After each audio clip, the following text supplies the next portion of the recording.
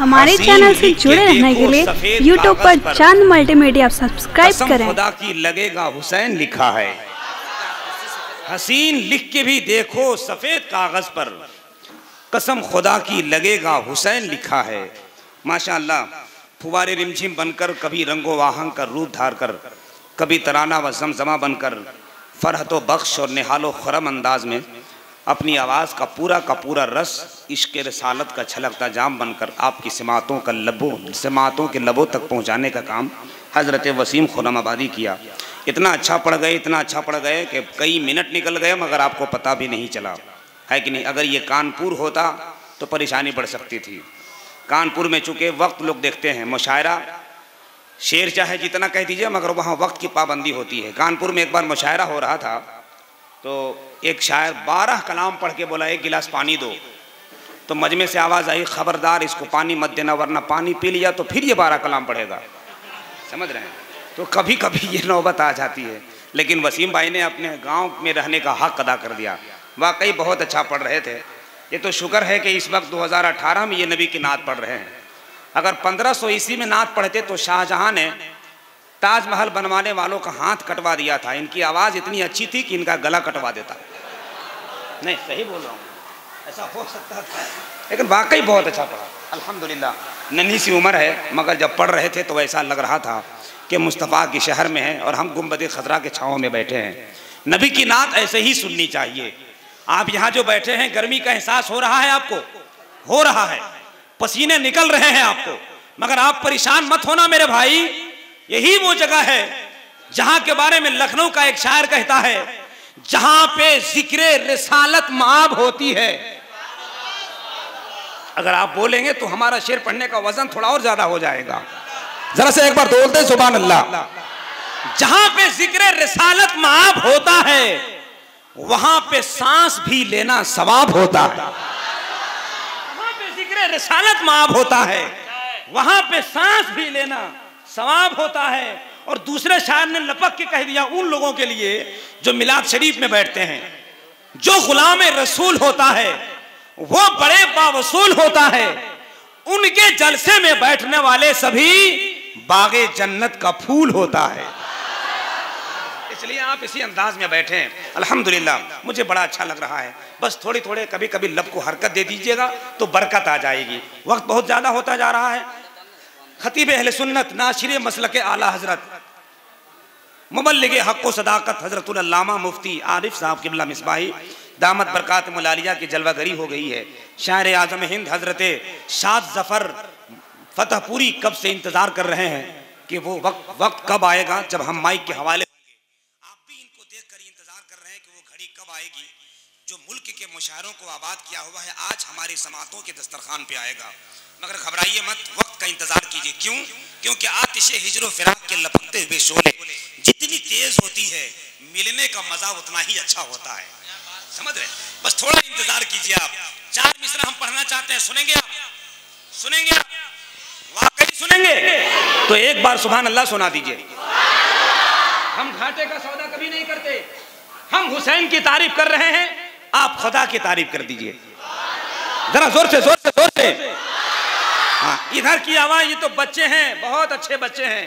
वो तो एक बच्चा हमारे गांव में आया, सदर साहब का लड़का था, फेल हो गया।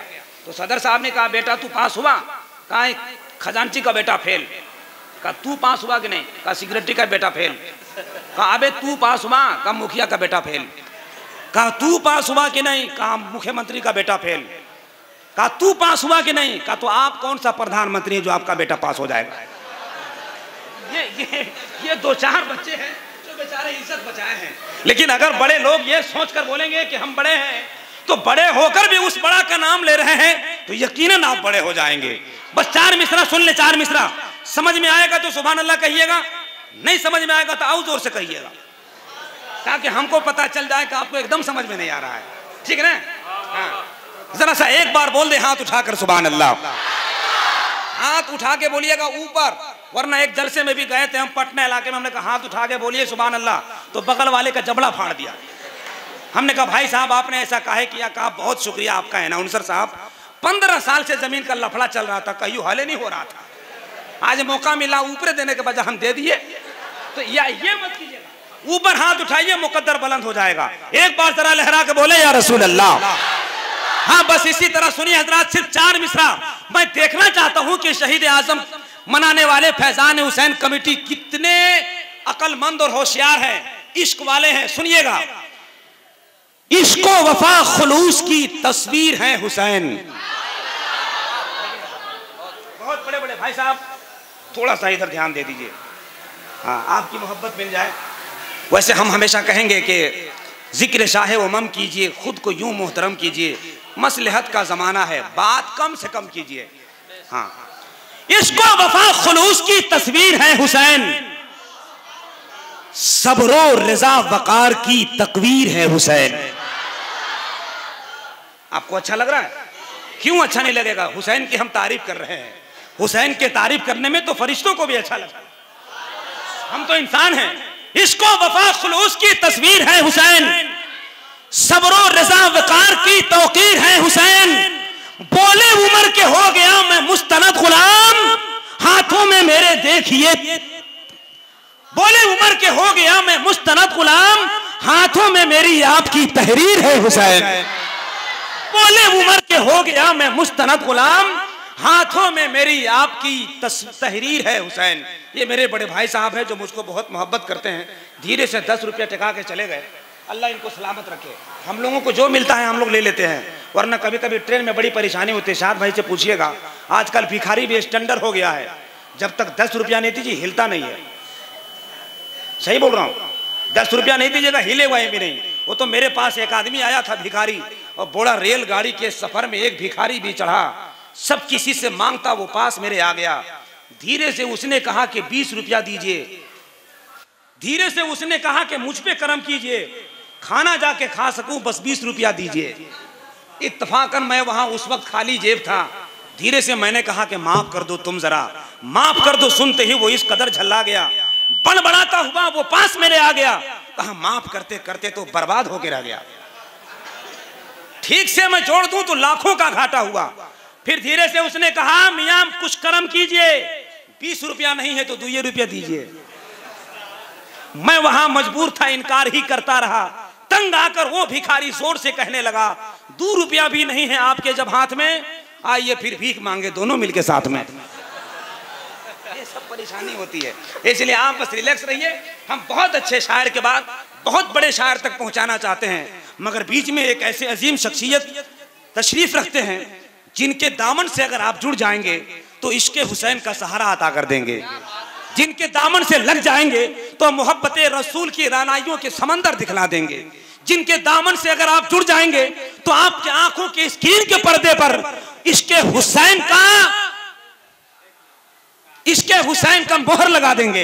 अगर आप इनसे लग जाएंगे तो ये आपको वहां पहुंचाएंगे जहां पहुंचने के लिए आप लोग बेताब होकर बैठे हैं, यानी खतीब बाकमाल, मुकर्रिर बेमिसाल, नादिरुल ख्याल हजरतुल अल्लामा आरिफ साहब किबला के बारगाह में चलना है। आइए पहले हाथ उठाइए, बुलंद आवाज से नारा लगाइए। आज जितना हो सके हाथ उठा लीजिए, कसरत हो जाएगी। और दिन उठाएंगे तो कसरत होगी, आज उठाएंगे तो बरकत होगी। बीमारी पहले होगी भी तो इमाम हुसैन के नाम और मजलिस की बरकत से खत्म हो जाएगी। नारे तकबीर। अल्लाह सलामत रखे खुरमाबाद के तमाम सुन्नी मुसलमानों को।